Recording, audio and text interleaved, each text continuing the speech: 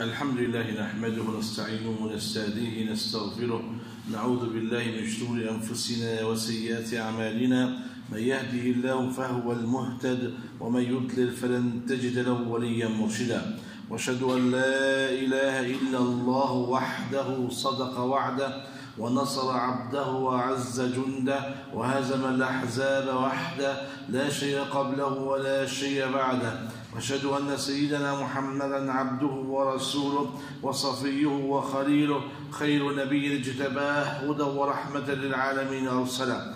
اللهم صل وسلم وبارك على هذا النبي الكريم صاحب الخلق العظيم الذي أرسلته رحمة للعالمين. وارض اللهم عن صحابته الذين آزروه ونصروه واتبعوا النور الذي أنزل معه أولئك هم المفلحون. أوصيكم عباد الله ونفسي الخاطئة بتقوى الله العظيم وأحثكم ونفسي على طاعته وأحذركم وبال عصيانه ومخالفة أمره واستفتح بالذي هو خير فمن يعمل مثقال ذرة خيرا يره ومن يعمل مثقال ذرة شرا يره.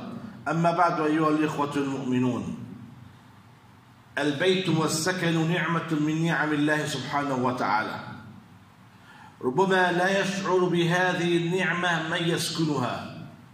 إذا أردت أن تدرك قيمة هذه النعمة وعظم هذه النعمة فاسأل من شرد، واسأل من يسكن الشارع، واسأل من ليس له سقف يأويه يحميه.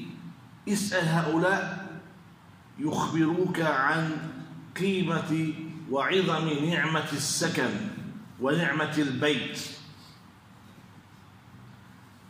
هذه النعمة العظيمة التي أنعم الله علينا بها، إذا غضب الله علينا ونزعها منا أصبحنا مشردين لاجئين. ولما غضب أراد الله أن ينتقم من بني النضير، يهود بني النضير، سلب منهم نعمة السكن. والذي أخرج الذين كفروا من أهل الكتاب من ديارهم لأول الحشر، أخرجهم من ديارهم يعني شردهم. فهذا أول درجة من درجات الانتقام عندما انتقم من اليهود بني النضير. إذن هذه نعمة، والنعمة إذا أردنا أن تثبت عندنا علينا أن نشكرها. وشكر النعمة يكون في أن تضع النعمة وتسخرها في طاعة الله. فكيف نسخر بيوتنا لطاعة الله ونكون من الشاكرين لله على نعمة السكن والبيت والإيواء؟ يجب أن تجعل من بيتك بيتا صالحا، بيتا تشع منه طاعة الله سبحانه وتعالى. بماذا؟ بأن تقوي أركان الصلاح في البيت، تقوم البيت على قواعد إصلاحية قوية جدا بحيث ينشأ البيت ومن في البيت على الصلاح والتقى. أولى درجات إصلاح البيوت اختيار الزوجة الصالحة، لأنها هي الركيزة الأساسية في البيت بعد الزوج. الزوج عندما يخرج من بيته يترك خلفه سندا قويا يحمي بيته. المرأة الصالحة إذا غبت عنها حفظتك في مالك وعرضك وسرك، وإذا أقبلت إليها أسرتك وابتسمت في وجهك وربت أولادك على الصلاح والتقى. هذا أول درجة من درجات الإصلاح، أن تختار الزوجة الصالحة المثالية التي إذا غبت عنها أنت في اطمئنان تام على أنك تركت ظهرا قويا في تربية الولد وإصلاح البيت. قال فاظفر بذات الدين تربت يداك. الدنيا كلها متاع وخير متاعها المرأة الصالحة، هكذا يقول عليه الصلاة والسلام. ثانيا من درجات الإصلاح في البيت أن تجعل من بيتك مركزا لذكر الله. لا تمت ذكر الله في البيت، لأن البيت ميت ويحيى بذكر الله. لا تجعل بيتك فندق نوم فقط، لا تذكر الله فيه. عليك أن تحيي ذكر الله في بيتك، في دخولك وخروجك، عند طعامك وبعد انتهاء من طعامك، عند نومك، عند استيقاظك، في كل حركة من حركاتك في البيت عليك أن تذكر الله. اجعل لك وردا من ذكر الله في البيت لا تقطع، لأن ذكر الله يجعل البيت حيا. قال عليه الصلاة والسلام: مثل البيت الذي يذكر فيه الله والذي لا يذكر فيه الله كمثل الحي والميت. فهل تريد أن يكون بيتك يكون بيتك ميتا؟ عليك أن تحييه بذكر الله. أدعية الصباح والمساء، أدعية ما قبل الطعام، أدعية ما بعد الطعام، أدعية قبل النوم، أدعية عند الاستيقاظ من النوم. اجعل بيتك حيا بذكر الله. اجعل بيتك قبلة تصلي فيها لله سبحانه وتعالى. قال عليه الصلاة والسلام: خير صلاة المرء في بيته إلا المكتوبة. ثم قال أيضا: لا تجعلوا بيوتكم، صلوا في بيوتكم لا تجعلوها مقابر. خطأ من أن نكرس كل صلاتنا في المسجد، خطأ أن نصلي كل صلواتنا في المسجد والبيت. ماذا أتركنا للبيت؟ صلي الصلوات المكتوبة في المسجد، صلي الصلوات الخمسة في المسجد، لكن تسنن وتنفل في البيت. صلي النافلة في البيت كما كان يفعل النبي صلى الله عليه وسلم، يصلي الفرض ثم يدخل إلى غرفه ليصلي السنة، لكي لا يجعل بيته ميتا، لا يجعله قبرا لا يصلى فيه. صلوا في بيوتكم لا تتخذوها مقابر. السنة الأصل فيها أن تصلى في البيوت، لأن السنة فيها رياء. الفرض ليس فيه رياء، الكل يصلي الفرض، الكل يصلي جماعة الفرض في المسجد. الفرض مكتوب علينا كلنا، لكن الإكثار من السنن يختلف من إنسان وآخر. فلا تظهر للناس كم تصلي سنة لله، لكي تبقى السنة مخلصة لله، لا ليقول الناس أنك تكثر من السنن. الأصل في السنن والنوافل في البيوت، الأصل في النوافل العبادات كلها، صلاة ولا زكاة ولا حجا، إذا كانت نافلة أن تصر فيها لكي لا يدخلك الرياء في قلبك. أما الفرائض فأديها أمام الناس لكي يقتدي بك الناس. اجعل من بيتك مركز مؤتمر أسبوعي أو أسبوعين أو شهر على الأقل، لكي تجتمع مع عائلتك وتتداول معهم مشاكلهم، ليعلموا أن أباهم متابعا لهم حريصا على مصلحتهم. أنت لست بس فقط تأمر وتنهى، عليك أن تجتمع مع عيالك. ما هي مشاكلهم؟ ما هي العقبات التي تواجههم في حياتهم؟ أظهر لهم عناية وتركيزا، أعطهم اهتماما أنك مهتم بهم وبمصلحتهم وبإرشادهم، تبقى الأسرة متماسكة. أيضا لا تهمل الملاحظة الدقيقة في البيت. أنت راع ومسؤول عن رعيتك. أولادك ماذا يشاهدون، ماذا ينظرون، ماذا يقرؤون، ماذا يكتبون، من يقابلون، من يزورهم، من يزورون.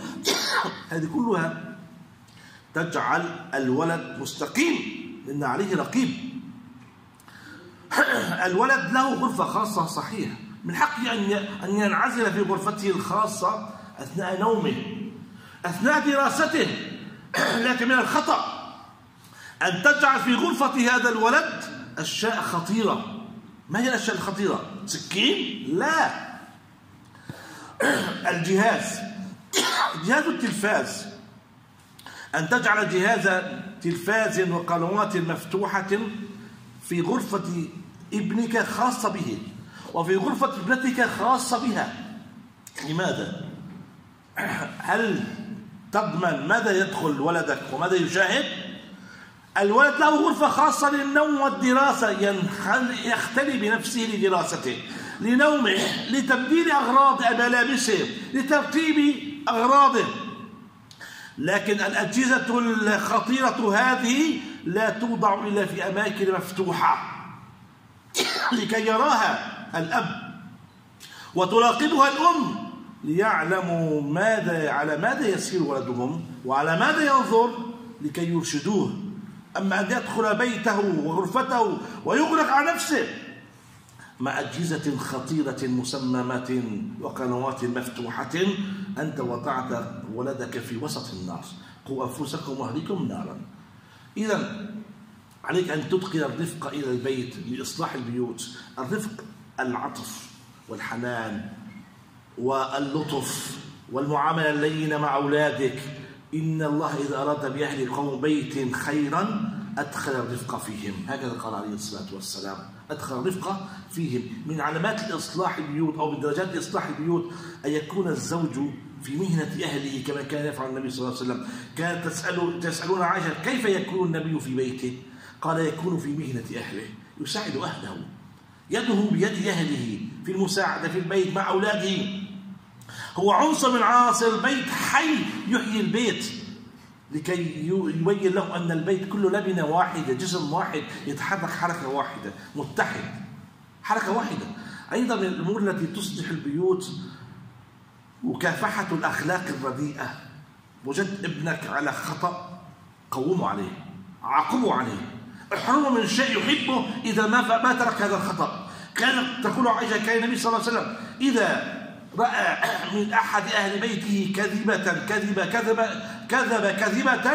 أو كذبة قال لا يزال معرضا عنه حتى يحدث التوبة. تعال يا ابني أنت كذبت اليوم، أنا زعلان عليك، ما أرضى عنك حتى تحدث توبة لله أن لا تكذب مرة أخرى. أنت شاهدت اليوم مشهد منظر مخل، أنا لا أرضى عنك، أنا أحرمك من الخروج، أنا اجعل لك من نفسك مكافحا للأخلاق الرديئة في البيت، الأخلاق الرديئة في البيت. أخيرا قال النبي صلى الله عليه وسلم أراد أن تظهر أمام أولادك شيئا من الخوف، الخوف من العقوبة. قال علقوا الصوت مكان يراه أهل البيت فإنه أدب لهم. الصوت عصا أو أي شيء لا تستعملها، لكن علقها بمكان مرئي. ها يا أولاد هذه عقوبة كل من يسيء الأدب في البيت ويتجاوز الحد في معصية الله في البيت. انظروا لهذا، هذا آلة العقوبة. وأين استعملتها؟ لكنها مكان خوف وتخويف للولد أن من ارتكب خطأ فأمامه عقوبة في الدنيا لكي يتوب منها قبل أن تأتي عقوبة يوم القيامة. فإذا أخي المسلم إصلاح البيوت تحتاج منك إلى أسلوب ودرجات تسعى بها، سلم تسعى به درجة درجة لكي تجعل بيتك مركز من مراكز الإسلام، مركز من مراكز الدعوة، مركز من مراكز الإصلاح. فبيتك إذا أصلح نفسه، وجارك إذا أصلح بيته، وجار جارك إذا أصلح بيته، أصلح المجتمع كله. المجتمع ما هو إلا بيت، إلا بيوت متعددة. إذا أصلح الإنسان كل إنسان بيته، إذا أصلح كل إنسان بيته وكل جار بيته صلح المجتمع. فصلاح المجتمع وفساده لا ترمي بصلاح المجتمع وفساده على غيرك، لنرميه عن أنفسنا. فصلاح المجتمع بصلاحنا وفساد المجتمع بفسادنا. إذا أردت أن تنادي بإصلاح المجتمع فنادي بإصلاح نفسك أولا، ثم إصلاح أهل بيتك ثانيا، ثم انتقل إلى جارك ثالثا، وجارك إلى جاره، فيصلح الحي ثم يصلح المجتمع. إصلاح بيتك أول درجة من درجات إصلاح المجتمع. فأصلحوا بيوتكم لإصلاح مجتمعاتكم أولا، وأهم شيء لكي تشكروا نعمة الله على السكن والإيواء، فيديم الله عليكم هذه النعمة ولا يسلبها منكم. نسأل الله سبحانه وتعالى ألا يدعنا في غمرة، لا يأخذنا على غبرة، لا يجعلنا من الغافلين. أقول هذا القول واستغفر الله لي ولكم فيفوز المستغفرين.